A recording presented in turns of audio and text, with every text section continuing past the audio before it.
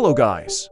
Today I will show you how to get all Wi-Fi devices password without any software. I use PC tool for free. Let's start the video. Go to PC screen. Go to Start menu and search CMD. Click Run as administrator. Use to command to show any Wi-Fi password. I will provide command in the description. Write command and press enter. Nice! Connected Wi-Fi is shown.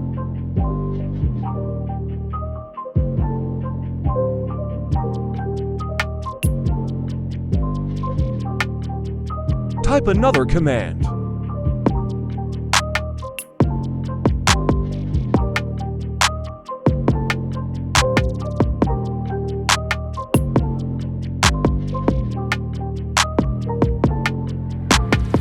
Write the name of any connected Wi-Fi in this space.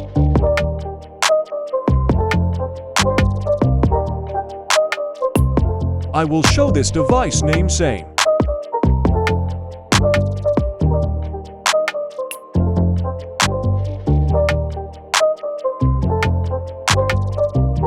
Password is shown.